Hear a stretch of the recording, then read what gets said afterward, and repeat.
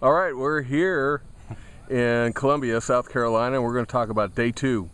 The ride from Destin, Florida to Atlanta. We're here with Bandit Keith Ball, and a 3-letter word could describe day 2, and that is? Hot. H-O-T, baby. Let's talk about it. What was going on in Destin? Well, let me see. Destin is a beautiful little coastal Florida town with magnificent beaches that I never saw, because by the time I got there I was so tired. I had one Corona, I had some crab balls, and I crashed. Got up the next morning. We had to fix that Victory I was on. Little minor thing, the front cylinder fell off and we had to put it back. No, the shift linkage bolt that held the shift linkage fell off, and so all the guys on the long road helped out and dug around and found the fastener, and we got it bolted up and off we went. Now, we should say that there's really nothing wrong with the highball, but it was a blast to having all the guys just hanging out and helping out. Well, we can't say there was nothing wrong with the highball. I mean, you know, it had a little minor thing, but it was great to hang out with the guys and get the help, and it was a minor little fix, and we were on the road. But this time we went to the next location with the Gangster Chopper crew, and a great group of guys. And John from Gangster's Choppers has built one of the chop-off bikes, and there's 3 chop-off bikes in the contest, but they have to ride the long road to be an actual contestant. If they don't ride the long road, they're eliminated. So it seems, we don't know for sure, but it seems that he's the only guy riding his bike. So the suspense is building. The suspense is always building. The controversy is just nail biting. Yes. So anyway, and it's hot. Anyway, so we took off, and we got about 50-70 miles, and one of his brothers broke down. He has a magneto bike, and the gear that drives the magneto is held onto the shaft that drives the magneto with a pin, and he evidently sheared that pin, and so there he was, left alongside the road. We told him to pound sand, and we just hit it. No, I'm kidding. They actually had a backup truck, and they called the backup truck, and he headed back and we headed out. And we were riding with like 4 guys. What was it? It was like 7 of us total. Right.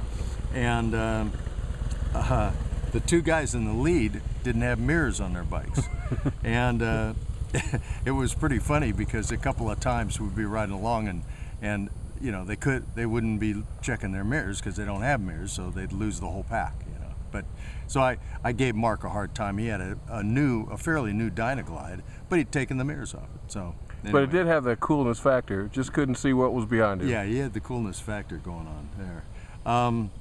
So we headed east for a ways on the 10, and then we headed north on the 231, and north on this, and north on that, and north on this, and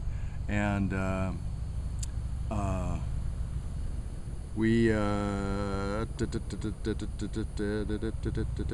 oh, and Sonny's bike. Yes. Sonny's bike. Sonny's bike's a rigid frame, and he's barreling along on it, but he's not running an O-ring chain, and no oil on his chain, and at one point it got pretty loose and pretty hot, and we pulled into a gas station and got some 30-weight oil and rubbed all over that puppy, and then just kept going. And then we put him at the back of the pack, right? Yeah. Well, yeah, he rode at the back of the pack for a while. That's right. Then we stopped at a steakhouse. We stopped at this steakhouse, and John pulled up alongside me. He goes, 5 miles. We're gonna eat. We're gonna get a bite to eat. 5 miles. So I said, okay, you know. So we're riding along, and pretty soon they come to a stop. We make a left, and we pull into this steakhouse parking lot. And we go in there, and we're like the only guys in this place, you know. And it's a nice little place. And we sat down, and I turned to John. I said, "How'd you know about this place?" He said, "There was a billboard back there, 5 miles." You know. Oh, well, okay. You know, so I thought it was some kind of special place. But we had dinner there, and then we headed out from there, then he had some, he was concerned about his bike overheating, and he wanted to change the oil on it. So he pulled off the side of the road, and we got on these Victories, and we were with the Colonel was on a crossroads, and I was on a highball, and the producer Prince Najir, he was riding a Vegas, and we finally got to an interstate 85, 185 to 85, and we hooked it up, and we were doing 85, 90 miles an hour, cutting through traffic and blazing into Atlanta. And how'd those bikes run? Those bikes ran fantastic. I mean, these bikes were so nice, and it's funny how the bike kind of grew on me. At first, when I talked to guys, I'd say, you know, it's a really nice bike. It's a 106-inch engine. It's got a big gas tank. It's 6-speed overdrive transmission. You know, it's a little quiet. You know, it could use some louder pipes, and maybe it could use a cam to open it up a little bit. But the more I rode it, that puppy is just is smoking. You know, and I still would say I'd switch the pipes out on it. But other than that, and that bike is, and I'm on the highball. That bike is so detailed. It's one of those rare stock motorcycles. You almost don't want to leave it alone. You know, just don't mess with it, because it's got powder coated wheel hubs and rims and stainless steel spokes. Everything is blacked out, and it's got this white theme on it, and it's got white wall tires. I mean, it's got great detail, and you know, it's got some little Arlen Ness riser touches to it. The handlebars are high bars, but have a 2-position system, so that if you don't want to ride it like high bars, you can just loosen it up, and the controls will rock forward, loosen it up and drop it down, and you're good to go again. I mean, if you don't like that high bar look, but it looks good with the high bars, and it fits me at 6'5", and the bike is really comfortable, and you know, it's just got a great balance to it.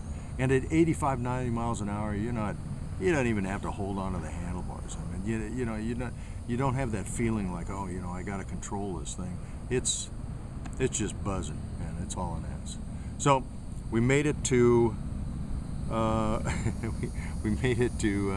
this off ramp that the Colonel. We let the Colonel take over from there with his GPS. We made it to this off ramp, and it was 248C. We had to cut off there.